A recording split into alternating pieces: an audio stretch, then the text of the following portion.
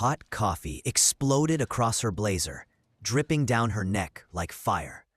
Gasps rippled through first class as the white flight attendant stood over her, lips curling into a fake smile. "Oops, guess you should watch where you stand." Passengers whispered, some lifting their phones to record, while the black woman clenched her fists, her perfect suit ruined before the most important meeting of her life. She had been humiliated, dismissed, and now scalded. All because they thought she didn't belong here.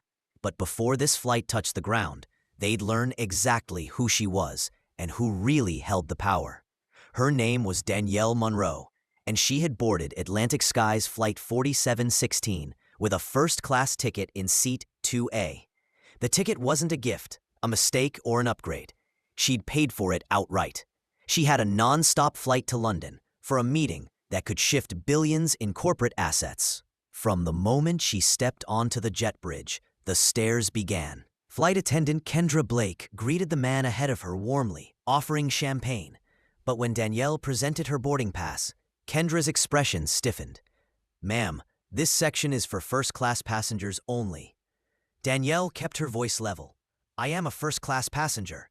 She held out the ticket again. Kendra scanned it, forced a thin smile, and waved her through.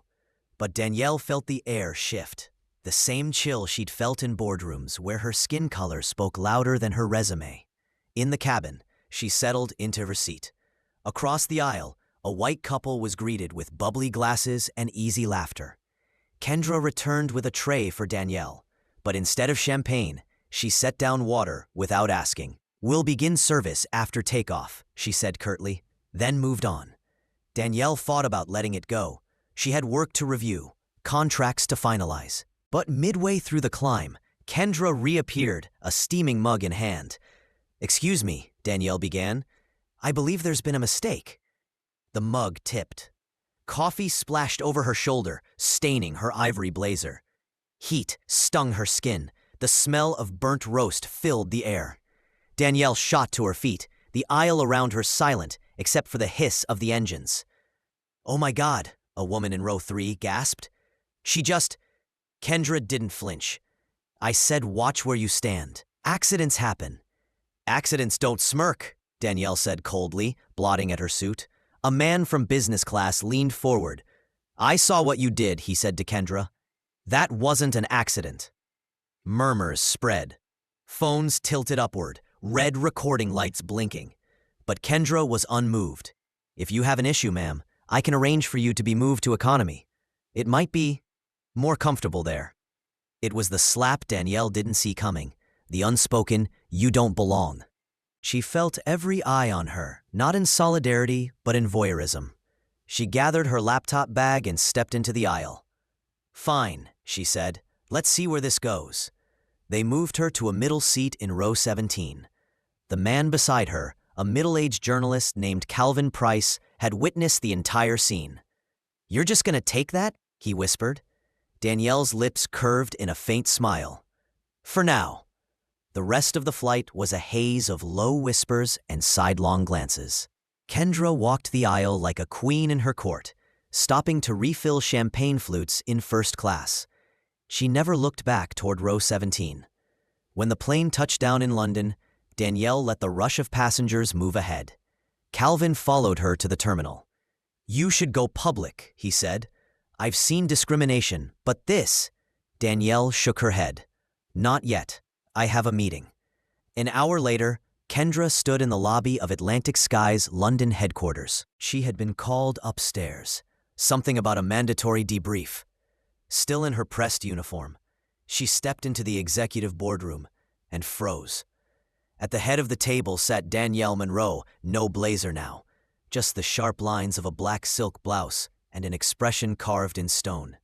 Beside her were 2 corporate directors and the CEO. "Ms. Monroe," the CEO began, "thank you for leading negotiations on this merger. As lead counsel for the shareholder group, your recommendations will be decisive." Kendra's skin drained of color. Danielle regarded her calmly, then glanced at a folder in front of her. "Before we proceed," she said, "there's a personnel matter I'd like to address." The room went quiet. Danielle's eyes locked on Kendra's. Earlier today, on Flight 4716, this employee humiliated and physically assaulted me. She attempted to downgrade my ticket without cause and openly treated white passengers with more respect than black passengers. I have video evidence and witnesses. Gasps rippled through the room. Calvin stepped forward from the side wall. He'd been invited too, holding up his phone.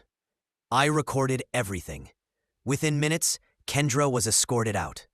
Danielle didn't raise her voice, didn't gloat. She simply turned back to the table. Now let's talk about reform in hiring, training, and disciplinary policy. This company's image is about to change.